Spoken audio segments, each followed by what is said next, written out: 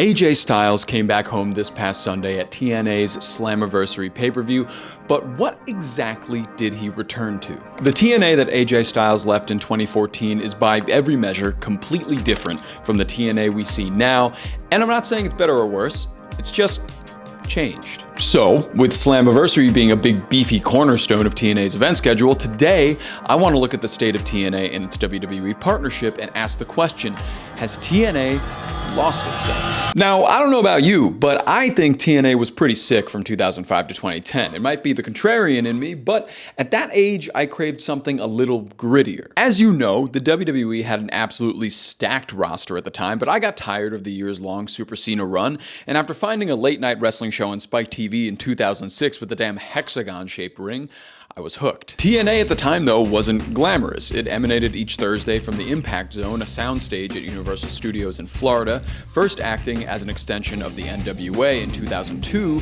TNA would become its own brand with its own identity over time. Fast forward to 2025, and we just saw something pretty remarkable, to be honest. TNA sold over 7,000 tickets for Slammiversary at the UBS Arena in Long Island, which is the largest US gate the company has ever drawn. And it's been around for decades. To be frank with you, that's not the TNA that I know. The one that I know used to tape pay-per-views in a studio with maybe 1,000 fans maximum. When AJ Styles walked through that curtain at Slammiversary, he wasn't returning to the struggling promotion that he left behind back in the day. He was returning to a company that had found its footing again. But what exactly is TNA now? To answer that question, we need to look back a bit. The TNA we see today is the result of turmoil that began around 2022 and 2023. At the end of Bound for Glory on October 21st, 2023, Impact Wrestling announced to the joy of my 8th grade self that it would once again be called Total Nonstop Action, or TNA. The name change took effect in January 2024 with TNA's Hard to Kill pay-per-view.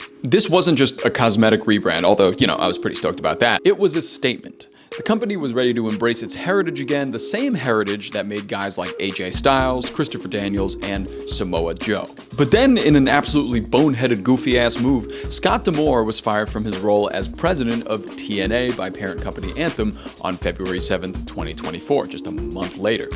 The company has kind of recovered since, but at first it was a real shock. One of the main drivers behind the TNA resurgence was just canned because of differences in direction. Then came another significant development, TNA's partnership with WWE, something that 15 or 20 years ago no wrestling fan would ever believe. Now, this isn't TNA's first rodeo with a major wrestling partnership. Impact Wrestling also worked with AEW in December 2020 with Kenny Omega and others appearing on Impact programming during the pandemic. But that relationship quietly ended after Bound for Glory in October 2021. More on that in a little bit. But this WWE partnership feels completely different. After a few Royal Rumble appearances by then Knockouts champion Mickie James and the woman that could tear my spine out from the front, Jordynne Grace, WWE and TNA Wrestling announced a multi-year partnership aimed at creating crossover opportunities with TNA and NXT. Not Raw, not SmackDown, NXT. TNA wrestlers Jordynne Grace and Joe Hendry frequently worked NXT shows last year, and WWE developmental talents like Wes Lee, Charlie Dempsey, and Trick Williams appeared on TNA Impact and more. And the results speak for themselves in terms of exposure. WWE's social channels have published over 1,000 posts referencing TNA Wrestling and or one of its stars this year. Those entries have generated more than 205 million impressions, worth more than $5.3 million in earned media value. Just putting on my media hat there for a sec. But here's where it gets complicated. In the main event of NXT Battleground, Trick Williams beat Joe Hendry to win the TNA World Championship. A WWE contracted wrestler won TNA's top title. With this win, Williams became the first active WWE wrestler and the third non-contracted TNA wrestler to win the TNA World Championship. And just at Slammiversary last weekend, Jacy Jane, another NXT talent, beat Masha Slamovich to win the TNA Knockouts title. So help me out here. Is this partnership elevating TNA? Or is it slowly turning them into WWE's next unofficial developmental territory? The line was definitely crossed, and it's getting blurrier by the month. Let's do a comparison. The AEW and TNA partnership was, I think, a bit one-sided towards AEW, but it did result in a boost of pay-per-view buys for Impact Rebellion, where Kenny Omega won the Impact title from Rich Swann.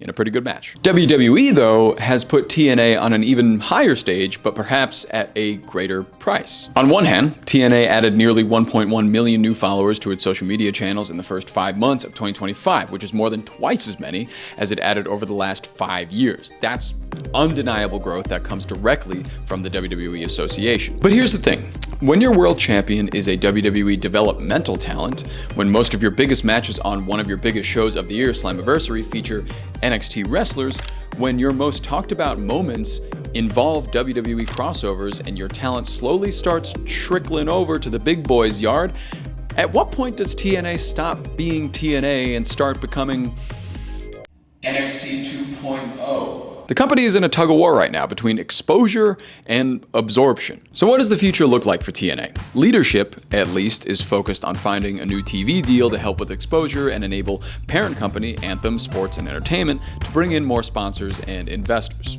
of course. Anthem president Carlos Silva said that TNA wants a new media rights deal, and he's fishing for live weekly programming to fetch a price of about $10 million per year. The WWE partnership, controversial as it may be, seems to be working for them in that direction, though.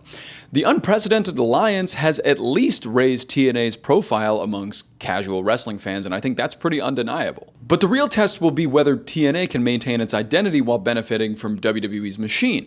Can they grow the brand without being eaten up in the process? When our favorite Georgia boy, AJ Styles, returned to TNA this past Sunday, he returned to a company that's unrecognizable from the one he left in 2014. The question isn't whether it's better or worse, it's whether it's still TNA. TNA in 2025 is bigger, more profitable, and more visible than it's been in over a decade, but it's also more dependent on WWE than ever before. That's either the smartest business decision they've ever made, or it's the end of TNA as its own wrestling promotion and brand. Only time will tell which one it is and if an acquisition is on the table, but for now, the fans are showing up more than they have ever before. The wrestlers are wrestling, and AJ Styles came home for one last run. And that's pretty damn sweet. So as a fan, maybe that's all that matters. So what do you guys think the future of TNA looks like? I personally hope that they retain their brand identity as long as they can and focus on really good matches, really good shows, which they have been delivering on. So hope to see more of that coming soon. Let me know what you think about TNA lately and what's going to happen to them in the comments, and I'll catch you next. Ooh, chavo.